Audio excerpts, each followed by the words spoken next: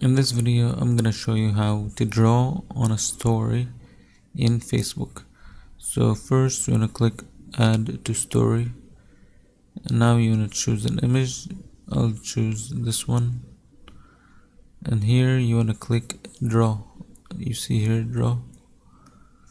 And after you click this, you just choose. I'll choose like red or yellow. I'll choose yellow. As you can see, I can draw here. I could increase the thickness of the brush.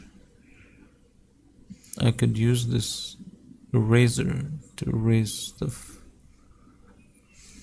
So after you finish your drawing and stuff, you can just click done and then share.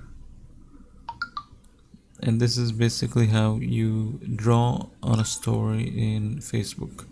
If you enjoyed this video, please don't forget to leave a like and subscribe.